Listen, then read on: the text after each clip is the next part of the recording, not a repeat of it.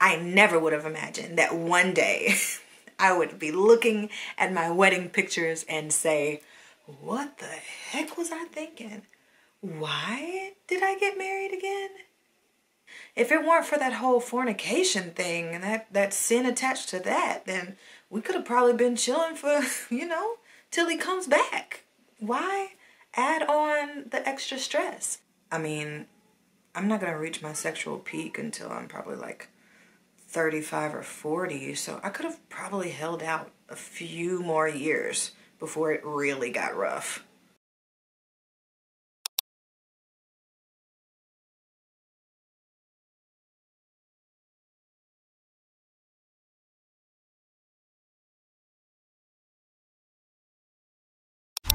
I will trust your love, I will trust your words, I will trust your wisdom, yeah. I will put you first. Don't get me wrong. It's not that I don't love my husband. It's not that I regret who I married. That's totally different from the idea of, okay, we're best friends. Like, we could have been hanging and chilling for the rest of eternity.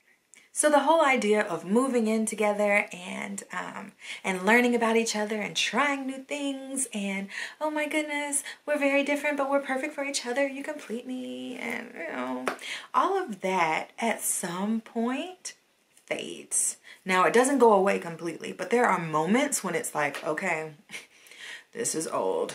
Yeah, I loved the fact that you didn't think like me because we completed each other, but now, like, I really wish that you would think like me. I thought it was so cute that you couldn't do things on your own, but we're adults now. I need you to start learning how to do things on your own. You mean to tell me that you would rather starve than make food for yourself? So yeah, when impatience comes in, fatigue comes in, my period comes in, all of that, a perfect storm, the kids, we're not even going to talk about the effects of bringing in debt and your debts coming together. Whew, my debt I could have taken care of in another year, but like, dude, have you been paying anything? Or if you're like me, it's kind of the other way around. Side note, I have this same conversation with myself when I think, why in the world did I go to college again? When those bills come, okay? Even the concept of having to do things as a team can be frustrating because you have to wait until both of you can agree on something. And sometimes, they drag their feet on stuff. And I'm always ready to like, okay, I already know what we need to do next. Let's move on it. Let's hurry up and get this thing done. And he is more, yeah. So that can be frustrating. And then I'll start thinking to myself that if I was just doing this with me, just me, it would be done already, But I gotta wait for somebody else. I mean, come on, dude. Parenting together as a team is rough because both of you have the experience of your childhood and you're kind of trying to recreate that with some minor tweaks. And you can't exactly do that because you got somebody else butting in all the time with their opinions on how to raise a person. So that adds a whole different dynamic to it. But this isn't mom life, this is wife life. There's enough reasons and enough circumstances that can all come together to make you wonder at some point, why did I even decide to do this? Again, not to say that you have anything against your husband. He's great. He's amazing. We know, girl, that's your boo. But there's a difference between why did I marry him and why did I get married? And sometimes you wonder, was it really, really worth it? So look, I've had those thoughts. Been there, done that, got the t-shirt. Because the reality is, marriage is hard. It's not for the faint of heart. And as much as you love your husband, as much as you guys are best friends, there are times when you think, man, we could have just been best friends. If I can be honest with you, I saw a lot of people on social media post pictures for their 1 year, 2 year anniversary, 3 year anniversary. And they talk about how time is just flying. Oh, I can't believe It's only been 2 years. And me and Jonathan were talking, and y'all, our second year was rough. I mean, that was some stuff. And it had us both wondering, why are we dealing with all of this in the first couple of years? This is ridiculous. Because, you know, you're looking back at the wedding, you're going back through your whole life and the entire dating process, and you're like, what did we miss? But it wasn't that. It was just God just presents you with certain things when he thinks you're going to need it. So yeah, we got bombarded and overwhelmed in the second year. So much so that when we finally got to the end of the second year where we can say, oh, we've made it to our 2-year anniversary, it was like we crawled across that checkpoint, y'all. It's like you thought you were at the end of the race, and then you look up and it's like, oh, this is just a checkpoint. Okay.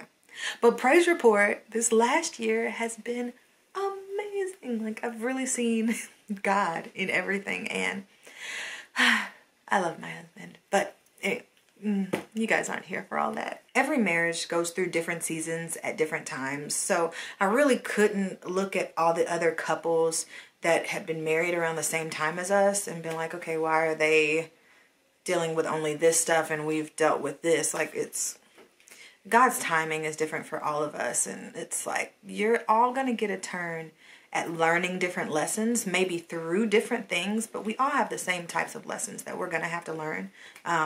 And God decides what order you learn them in. So I just chalked it up to that his ways are not my ways. But anyway, that was another mini sermonette. When I got to the point where I was thinking, okay, why in the world did I get married again? I realized that it was because I lost focus on what marriage was about. Its sole purpose and goal isn't to bring about happiness in your life. Marriage makes us happy.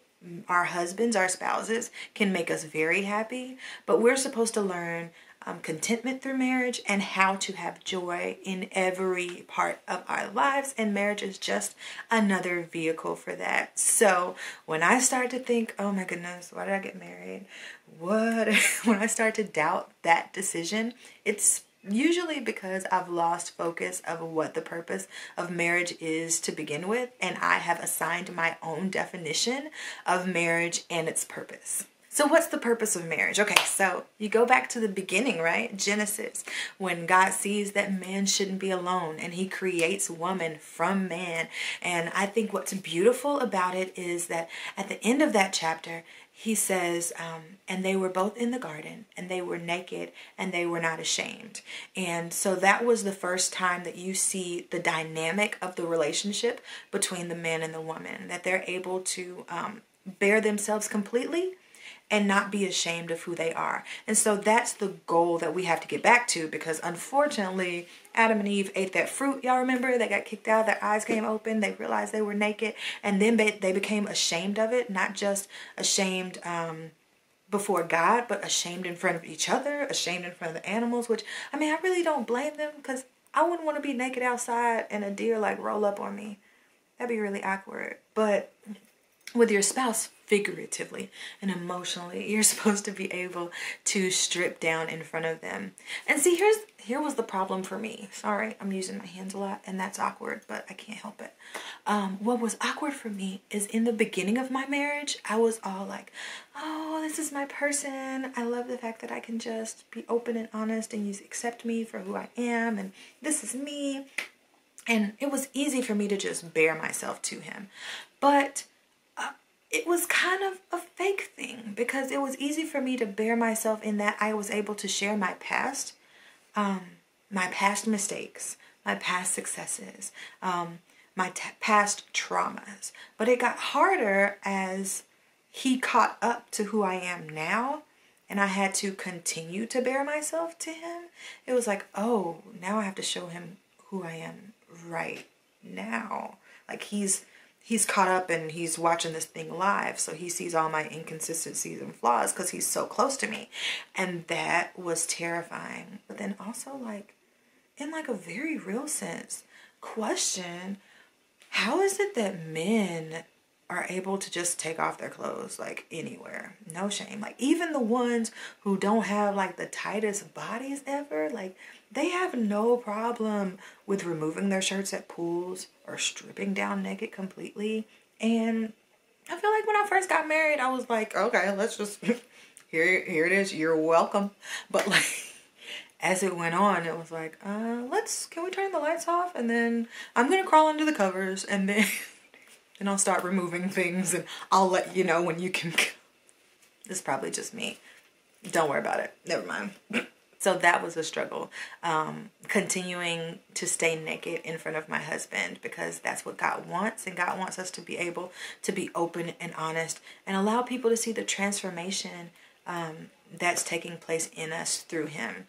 And then the other thing, the most beautiful thing, is that God compares marriage between man and a woman to his relationship between the church, so Christ and the church, and the idea that wives should respect their husbands. I believe that's Ephesians, right? Wives should respect and honor their husbands, and husbands should love their wives in the same way that Christ loved the church, to the extent that he was willing to die for the church, which is like cray. That's on that Prince level, that I would die for you. Hey. Yeah, the purpose is to reflect that.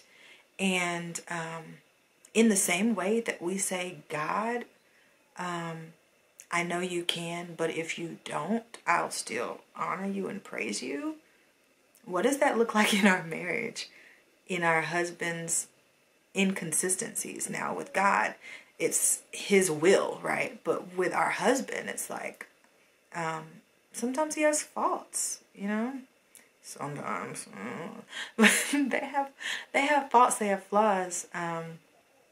And are we still able to give them the proper respect and honor, even when they don't do things exactly the way that we want them to do it? What does that look like? How do we talk about our husbands to other people? Do we praise them in the same way that maybe we would praise God, in the same way that the church is supposed to honor and to sing praise and to uplift God? Do we do the same for our spouse? And it's not always easy.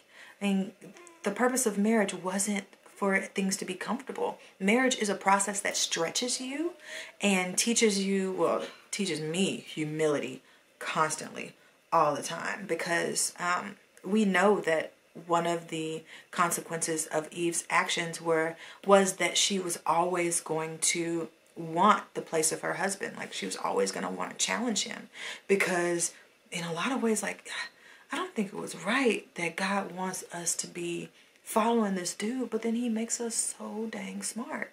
Like if he were to have made us real dumb, that would have been cool. But even in the way that we're able to juggle a bunch of things, and we're even able to multitask and look at things from lots of different angles, that's a beautiful gift that we have. And we get frustrated when the man doesn't have it, but that's a part of our challenge in marriage. A part of our challenge in marriage is, okay, what are you going to do when you realize that you have some things that your husband doesn't have? Are you still able to respect him? Are you still able to help him grow? Or are you going to steamroll over him or leave him behind? What are you going to do? It's something that you really only face intensely in marriage. Now, we get those challenges on our job, when our supervisor or our manager doesn't have the same education or skills. There we go. Same skills as us. Or when you think that they've hired someone that's not qualified. When they hire like an outside source, but you've been on this job forever, and the frustration of that, it kind of feels that way sometimes in marriage. It's like, no, but for real, how you get this job? Seriously, you can tell me. Since we're in a safe space, I got to a point where I was watching a lot of reality TV shows, and they had women on there that, they live luxurious lives, or at least they appear to on TV. And sometimes they'll have like times where they're all sitting and talking to each other, out for brunch, which they seem to do like every other day. How? Whatever. But they're out to brunch and they start talking about their husband or their boyfriend and how he's going to buy me this or he needs to do that, or they're giving each other advice. They're giving advice to the girl that's dating, and they're like, well, if he can't buy you this and this and that, then, yeah, or he needs to understand that he needs to be able to keep your lifestyle going that you are accustomed to, or you're worth it. And I was listening to all that stuff, and it caused me to start to believe all of that. And I started to think maybe I'm not demanding enough. Maybe, you know, I mean, I'm halfway decent looking. I should tell him, you know, you need to give me a car. You need to give me a new car because I'm worth it. Because, girl, because why? But I got really, really materialistic in my spirit, and I wasn't feeding myself spiritually in the word to offset what I was allowing to come in to my heart through television. And it caused me to lose focus on what marriage was really about. I was really listening to these women. Okay, so what am I trying to say? What is the purpose of this video? When you sign up for this, you sign up for a life of companionship and a friendship that's beautiful, a completely developed relationship where you can be yourself completely, but you also sign up for work. And the purpose of marriage is to grow you in certain areas that you might not otherwise have been stretched in, at least not so soon and so intensely. But the purpose of marriage is to bring God glory in every circumstance, in every circumstance, and to also teach you about pure joy and what that looks like and how you can be selfless and stick to something all the way through. And I love, okay, I went to this wedding, and then I'll close on this. I went to this wedding a couple of years ago. What was that? 3 or 4 years ago? I don't know. This was before I got married, but we were engaged. And the vows that the guy said to his wife were like beautiful, okay? He talked about how he hoped to, you know, make her happy and all the standard stuff that people say in their vows, not to belittle things that we say in our vows because we mean them. But he said, I can promise you that we will see God. And I was like, did he promise her the Lord? Like, he promised her eternity in the heavenly realms? That's what's up. Bravo, Lionel. No, it was Lionel and Kristen. You guys probably don't know them, but maybe they'll watch this. But I was like, dang, like that's for real, because marriage is so challenging. But the beautiful thing is that you're in it together, and you have somebody that's saying, I'm looking at you. I can see you completely naked, and we're going to have these struggles, and I'm going to stick with you when we have no money, when trauma and tragedy happen in our lives. I'm not going to turn against you. When I'm annoyed by you because you don't do things the way that I would, I'm going to stick with you. I'm going to be faithful to you when you're not faithful to me in your thoughts and in your deeds. I'm going to love you past the pain and the hurt. And I trust you with everything. That stuff, that junk is beautiful. Okay? So when you have somebody that will stick with it with you for the purpose of honoring God, bringing him glory, and being able to together make it to heaven, that's what it's all about. So if you are in a rough patch in your marriage and you are struggling and you are thinking, why the heck did I get married? The first thing you should do is look back on what the purpose of marriage was in the first place. Because as long as you're not questioning this guy, let's just assume your husband is wonderful. Okay? He's great. You picked him. Now, why did you get married? Look back on the reason why God created marriage in the first place. And look for the beauty in everything that he creates. Because it is incredible. what he does. And then breathe and tell yourself, you got this. You can do this. Everything is temporary. So enjoy the wonderful, wonderful times, because the stressful time might come. And as long as you really enjoy that beautiful time, it makes it easier to get through the stressful times, because they don't last. And it will be a tragedy to make a long-term decision based off of a short-term situation. So I hope I encouraged you guys, and for those of you who aren't married, I hope I gave you guys a little bit of insight, and yeah. So thank you guys for watching. Like, subscribe, share, and I will see you guys next time on Wife